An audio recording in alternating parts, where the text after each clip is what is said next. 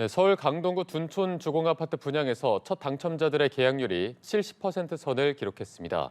큰 흥행은 아니지만 각종 규제 완화로 비교적 선방했다는 평가인데요. 또 최근 높아진 깡통 전세 우려와 함께 현재 부동산 시장 상황 어떤지 김인만 부동산 경제연구소 소장과 함께 이야기 나눠보도록 하겠습니다. 안녕하십니까? 안녕하세요. 네.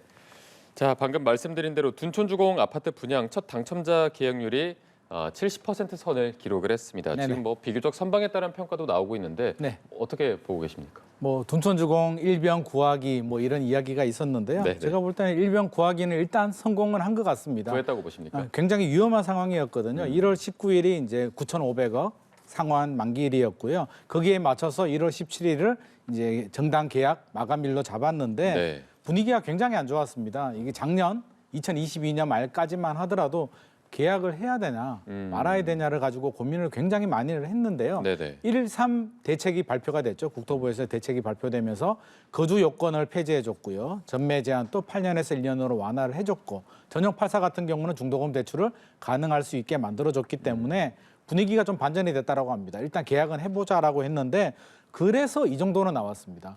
그래서 이게 뭐 완판 정도 됐으면 당연히 뭐 이게 다 공지하고 보도자료도 뿌리고 했을 텐데 사실 둔촌주공 입장에서는 완판이 아니면 사실 이게 공고사항은 아니기 때문에 계약률을 고지할 의무는 없거든요. 그래서 저는 이 정도면은 충분히 성공했다라고 보여지고요. 만약에 1.3 대책이 나오지 않았다면 둔촌주공 일병 구하기가 나오지 않았다면 계약률이 50%도 힘들고요. 40%도 힘들지 않았을까 하는 비관적인 전망이 나왔는데 만약에 40% 정도 나왔다, 40% 이하 나왔다라고 한다면 금융시장 전체로도 위기가 번질 수도 있고 투자 심리도 급격하게 위축이 될 수도 있기 때문에 굉장히 위험한 상황이었는데 위기는 잘 넘겼다. 일병은 잘 구했다라고 보여집니다. 네, 충분히 좀 선방했다라고 평가를 네. 마찬가지로 해주셨고요.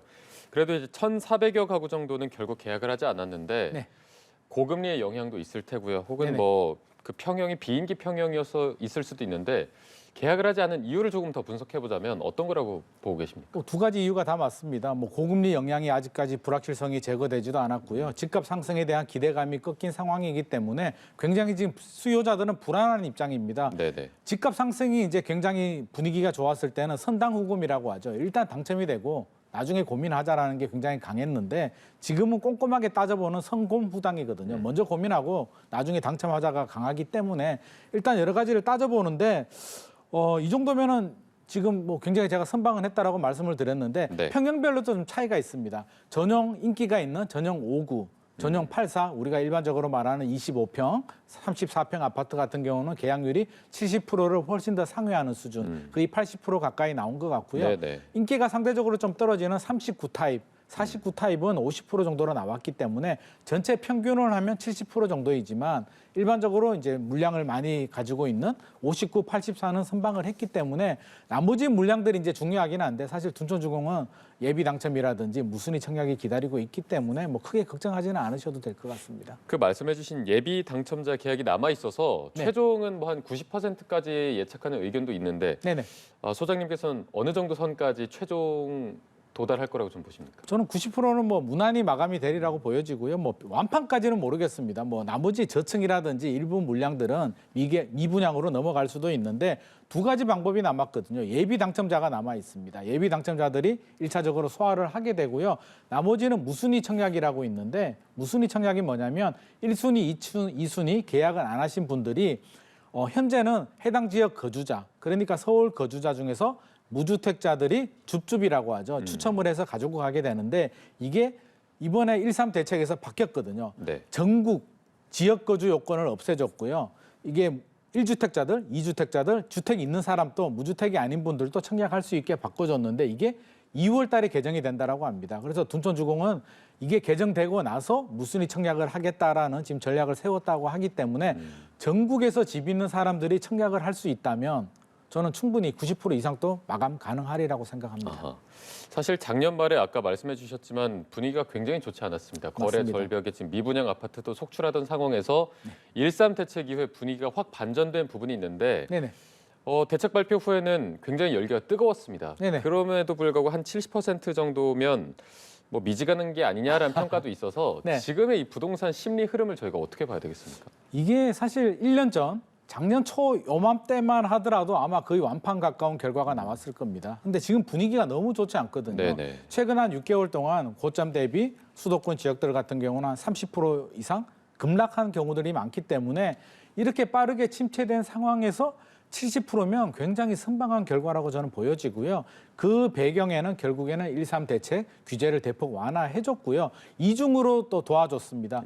제가 앞서서 이제 1월 19일이 상환 9,500억 대출 상환 만기일이라고 했는데 네. 지금 허그에서 허그 보정으로 7,500억 정도가 이제 해소가 됐거든요. 그렇다면 두 가지 안전장치를 다 마련한 것 같습니다. 계약률도 올려주고요. 올려주는데 규제를 풀어서 올려주고 허그 보증까지도 해줬기 때문에 둔촌주공 리스크는 상당히 제거가 됐다. 금융시장으로 번지는 그러니까 이렇게 보시면 될 것 같습니다.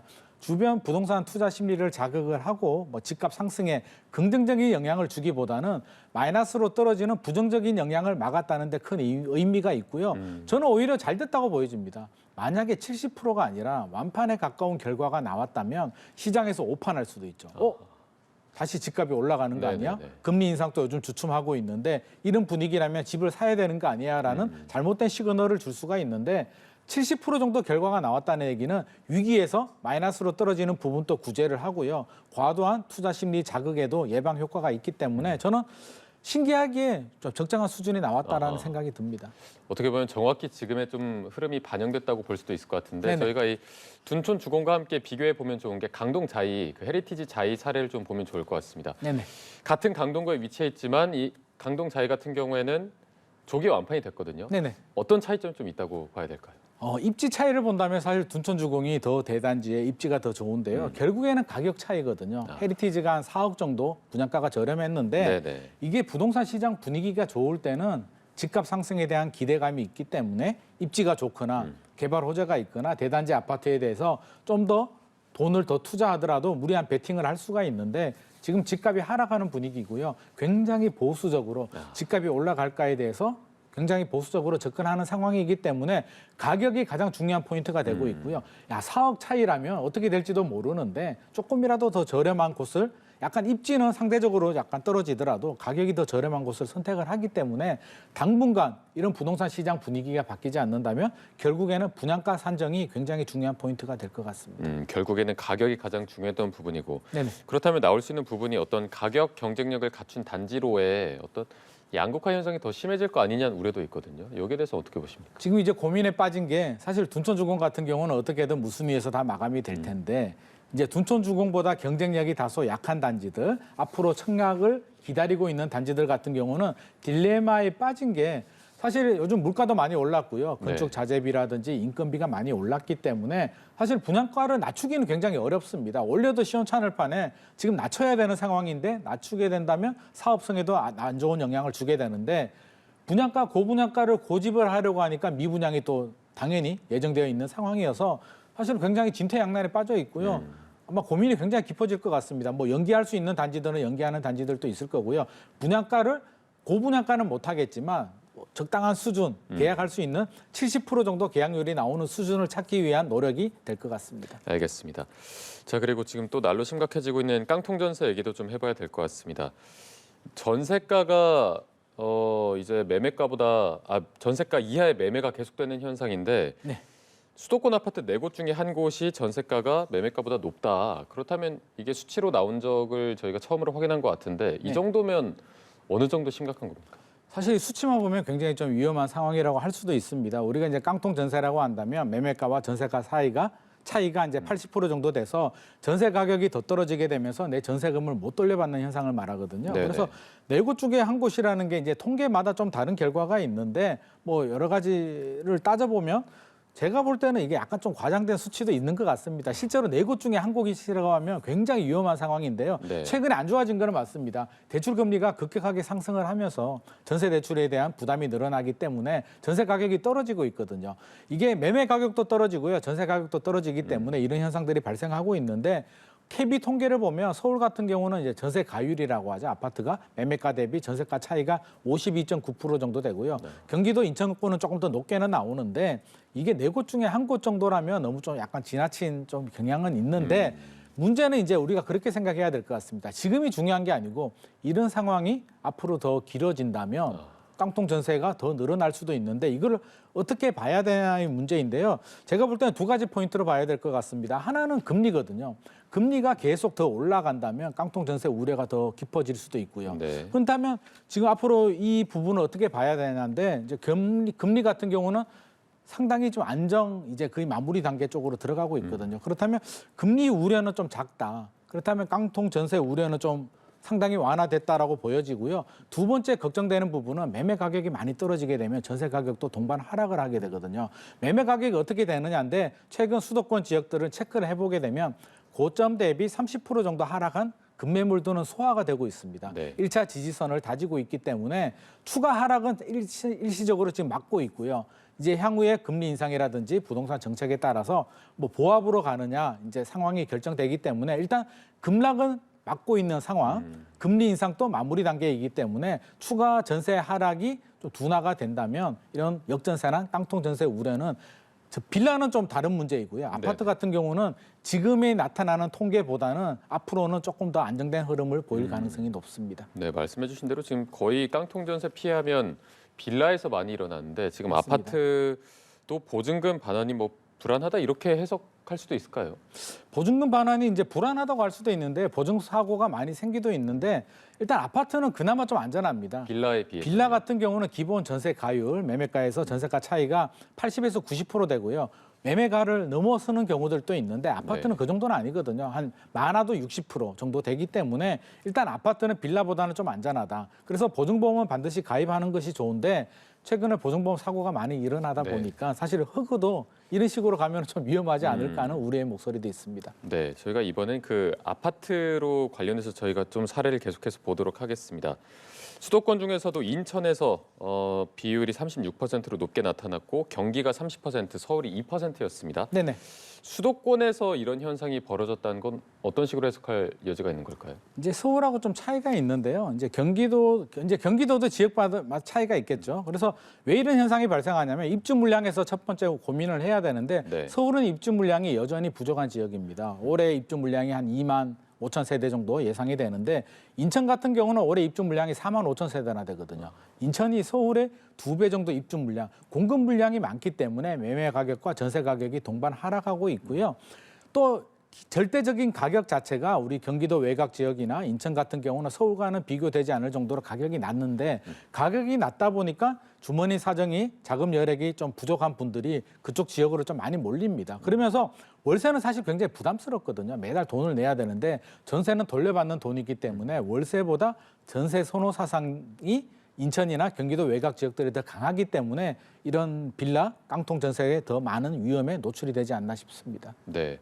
이 깡통 전세 피해를 막기 위해서는 어떻게 해야 할지도 좀 궁금한데 경기도가 뭐 정보를 좀 제공하겠다라고 밝혔습니다. 어느 네네. 정도 실효성이 있을 거라고 보십니까? 뭐 어느 정도 도움은 될 것 같습니다. 가장 중요한 게 예방이거든요. 일단 전세 가율이 중요한데 네. 매매가와 전세가 차이, 전세 가율이 70% 이상 넘어가면 좀 위험 수위라고 보여지고요. 80% 넘어가면 깡통 전세 우려가 있다라고 하는데 이 부동산 포털에서 이 전세 가율을 공개해 주겠다라고 하니까 내가 전세를 구하는 집에 전세 포털을 이용해서 그 지역에 전세 가율이 위험 지역이냐 아니냐를 판단을 한다면 저는 상당 부분 도움이 될 거라고 보여지고요. 물론 이게 전부는 아닙니다. 네네. 이 포털이 모든 걸 해결해 줄 수는 없기 때문에 전세 가율을 일단 포털에서 본 다음에 현장에서 발로 손으로 뛰면서 직접 눈으로 확인하고요.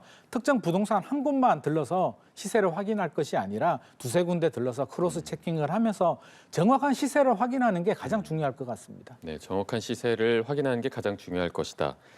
허그에선 또 이런 대책을 내놨습니다. 깡통 전세 우려가 있는 주택에 대해서 전세금 반환 보증 한도를 낮추겠다. 최대 90%에서 60%로까지 낮추겠다고 밝혔는데 이 부분은 어떻게 평가하십니까? 이게 사실 전세 사기의 빌미를 좀 제공해 준 부분이 있거든요. 아, 이게 빌미를 제공한 거예요? 그렇죠. 허그에서 보증 한도를 늘리다 보니까 이제 전세 사기를 하시는 분들이 이걸 역으로 이용해서 보증 한도를 높이게 되고 그 한도 높여진 한도를 이용해서 전세 가격을 뻥튀기 하는 경우들이 있었습니다. 네네. 그래서 허그에서 이런 비판이 많았습니다. 제대로 일을 하지 않는다. 오히려 전세 사기를 좀 조장을 했다라는 비판의 목소리가 있었는데요. 이걸 축소하는 부분에 대해서는 뭐 선의의 피해자들이 생길 수도 있겠지만 지금 최근에 전세 사기가 많이 생기고 있기 때문에 저는 그런 의미로 좀 봐야 될 것 같습니다. 허그에서 단순히 이게 한도 축소해서 그치는 것이 아니라 허그가 역할을 좀 더 강화해 가지고요. 보증 대출을 해준다고 하면 그 보증대출을 해주는 집에 대해서 보다 철저하게 그 임대인의 정보, 그러니까 세금 체납 여부가 있는지, 과거에 뭐 보증 반환 사고가 있는지 여부까지도 저는 철저하게 확인을 할 필요가 있습니다. 계약자도 확인을 해야 되지만 보증보험을 하는 허그에서도 이런 걸 크로스 체킹을 해서 문제 있는 집이라면 계약이 진행되지 않도록 막는 적극적인 역할까지도 저는 해야 된다고 보여집니다. 네, 지금 보니까 허그가 대신 갚아준 보증금 대위 변제 금액이 1조 원에 육박합니다. 네네. 반년 동안 한 2배 증가한 건데 네. 이 정도면 건전성에 좀 문제가 있는 거 아니냐라는 우려가 나오고 있어서 실제로 좀 어떻게 판단해야 될까요? 이게 허그가 아니고요. 공공기업이 아니고 민간기업이었으면 아마 큰일 났을 겁니다. 네네. 이게 부도 위기에도 내몰릴 수도 있는데 1년 사이에 이렇게 급증을 한 거거든요. 이 얘기는 뭐냐면 전세금을 돌려주지 않은 사례가 늘어났다는 거고요. 허그에서 먼저 보증금을 반환해 준 다음에 구상권 청구를 해서 받아내야 되는데 실제적으로 못 받거든요. 전세 사기를 친 그 임대업자들이 그 돈을 돌려줄 돈이 있는 건 아니잖아요. 네네. 이미 다 사기를 쳤기 때문에 허그는 이런 식으로 가면 아마 굉장히 위험해질 겁니다. 결국 이 돈이 우리 세금이잖아요. 네. 그래서 저는 허그의 역할이 굉장히 중요하다고 보여지는데 우리 세금으로 어떻게 보면 사기하시는 분들의 배를 불려준 역할입니다. 현장에서는 실제로 그렇게 이야기를 한다라고 해요. 보증보험을 가입시켜 줄게. 가입하면 나중에 사고가 생겨도 세입자인 너는 보증보험에서 돈을 받을 수가 있어라고 네. 안심을 하는데 그 얘기는 뭐냐면 그 사고 금액은 우리 세금으로 한 허그의 돈을 사기꾼들이 가지고 간다는 얘기거든요. 그래서 허그에서 보다 적극적인 역할을 해야 된다라고 보여지고 앞으로 이대로 방치한다면 아마 굉장히 위험한 상황이 될 수도 있습니다. 제 생각에는 이게 이번에 그치는 것이 아니라 올해도 더 많이 늘어날 가능성이 굉장히 높기 때문에 허그에서도 정부도 그냥 허그에서 맡겨둘 게 아니라 허그를 좀 관리 감독을 강화하고요. 허그의 역할을 더 강화할 수 있도록 관련 규정들을 개정할 필요도 있을 것 같습니다. 네, 이게 다 세금이기 때문에 확실히 더 맞습니다. 좀 꼼꼼한 체크가 필요할 것 같고 전체적인 부동산 흐름을 보자면 이제 뭐 거래 절벽이 맞는 상황인 것 같은데 지난해 11월 서울 아파트 실거래가 지수가 전월 대비 6.47% 떨어졌습니다. 이게 네네. 16년 9개월 만에 최대 하락이라고 하는데 지금 이 정도면 거의 급급매 위주로만 거래가 되고 있다고 봐야 될까요? 맞습니다. 이게 작년 11월 기준이거든요. 12월은 더 많이 떨어졌습니다. 12월까지 엄청나게 떨어졌기 때문에 네. 최근에 규제 완화를 본다면 12월 달에도 이제 대폭적인 규제 완화 발표가 있었고요. 1.3 대책도 있었는데 왜 국토부에서 정부에서 이렇게 빠르게 규제 완화를 해줬냐라고 생각을 해보면 집값이 이렇게 빠르게 떨어졌기 때문에 규제 완화를 할 수밖에 없었거든요. 근데 1월 달부터 이제 분위기가 조금은 반전은 되고 있습니다. 이게 상승으로 이어지는 건 아니고요. 말씀하신 것처럼 하락, 급매물은 거래가 되고 있습니다. 그러면 예를 들어서 10억 아파트가 7억까지 떨어졌는데 7억 원의 정도 고점 대비 30% 정도 급매는 거래가 되고 있기 때문에 그럼 호가는 7억 5천 정도 올라가죠. 올라가는데 매수자들은 7억 아니면 안 산다라는 분위기고요. 집주인들은 야 7억의 급매물이 거래가 됐기 때문에 나는 7억 5천 정도의 매물을 내놓을게. 당분간은 집주인과 매수인 간의 줄다리기가 팽팽하게 이어질 것 같고 일단 하락은 멈췄다는 점에서는 좀 의미를 둘 것 같습니다. 정부 정책의 목표도요. 집값을 올리겠다는 것이 아니라 빠르게 떨어지는 경착륙을 막겠다는 의미이기 때문에 소위의 목적을 좀 달성했다라고 보여집니다. 이제 뭐 집을 정말 그 집에서 살려는 실수요자 입장에서는 가장 쌀 때 사고 싶은 게 당연한데 이 네네. 하락세가 언제까지 이어질지가 가장 궁금하거든요. 네네. 전문가분들마다 다 좀 예측이 다르긴 한데 소장님께서는 이 하락세 언제까지 갈 거라고 보십니까? 일단 1차 하락, 1차 지지선은 지금 지키고 있습니다. 고점 대비 30% 정도 떨어진 수준에서 추가 하락은 막았고요. 여기서 이제 가장 중요한 게 금리거든요. 금리가 어떻게 되는지가 중요한데 지금 네. 한국은행에서는 현재 3.5%까지는 올라갔고요. 추가로 3.75까지 올라갈 가능성이 한 반반 정도로 보고 있습니다. 금통위 위원 3명은 3.5%가 적당하다. 나머지 3분은 3.75까지 올려야 된다는 입장인데 결국에는 칼자루는 미국 파월 의장이 쥐고 있습니다. 미국이 금리 얼마나 올리느냐인데 미국이 급격하게 올리지 않는 한 우리가 3.75 정도에서 멈출 가능성이 있기 때문에 금리 인상에 대한 불확실성은 상당히 제거가 되고 있다. 그렇게 본다면 추가 하락보다는 당분간 보합, 횡보를 할 가능성이 굉장히 높고요. 여기서 이제 다시 반등을 하느냐 하락을 하느냐는 금리 인하가 언제가 되고 금리 인하 속도와 폭이 얼마가 되느냐가 중요한데 제가 볼 때는 금리 인하로 돌아서더라도 그게 하반기, 빨라야 하반기에 금리 인하가 될 것 같고요. 시장에서 원하는 수준이 대출금리 3%, 기준금리 2% 초반대거든요. 그 수준까지 떨어지려면 아무리 금리 인하를 하더라도 0.25 베이비 스텝으로 7번, 8번을 내려야 되기 때문에 제가 볼 때는 한 2년 정도 시간이 더 필요해서 결국에는 한 2, 3년 정도는 이런 줄다리기를 하면서 등락이 있을 것 같습니다. 결국에는 말씀해 주신 대로 금리가 가장 중요해서 정부가 뭐 추가 완화 정책을 내놓아도 말씀하신 그 뭐 주택담보대출 금리가 3%대까지 와야 네네. 거래가 더 이어질 거라고 보시는 건가요? 네네, 맞습니다. 그래서 가장 중요한 거는 금리인데요. 금리는 우리 한국은행이나 뭐 사실 미국의 칼자루 쥐고 있기 때문에 마음대로 할 수 없는 부분이고, 그러면 정부는 거래를 활성화시키기 위해서 추가 규제 완화 카드를 꺼내 드릴 것인가가 또 관심사인데요. 네네. 그럴 가능성이 저는 커 보이진 않습니다. 왜냐하면 최근 한 3개월 동안 굉장히 빠른 속도로 규제를 풀었거든요. 맞습니다. 남은 규제 완화 카드를 보자면 강남 3구, 용산구 규제 지역을 푸는 부분이 있고요. 토지거래 허가를 풀어주는 부분이 있고요. 또 하나는 DSR 규제를 풀어주는 부분이 있는데, DSR은 가계부채 문제도 있기 때문에 마지막까지 정부가 쥐고 가야 될 카드고요. 강남 3구를 조정 대상 지역에 풀어주는 것도 굉장히 조심한 카드입니다. 네. 강남까지 풀어줘서 혹시라도 강남 집값이 다시 반등하게 된다면 또 규제하는 게 이게 신뢰성의 문제도 생기기 때문에 그 카드도 쉽지 않다면 결국에는 지금 상황에서 집값이 추가 하락이 없다면 추가 규제 완화는 나오지 않을 거고요. 추가 하락을 한다면 토지거래 허가 정도를 풀어서 토지거래 허가 구역으로 묶이면 실거주자 아니면 집을 살 수가 없거든요. 그렇기 때문에 잠실이라든지 압구정, 여의도, 강남 일부 지역들 같은 경우는 토지거래 허가를 풀어서 거래 활성화에 약간 도움을 줄 정도, 집값이 떨어진다면 그 정도는 가능할 것 같습니다. 알겠습니다. 현재 부동산 시장 상황 말씀 함께 나눠봤습니다. 김인만 부동산 경제연구소 소장과 함께 나눠봤습니다. 고맙습니다.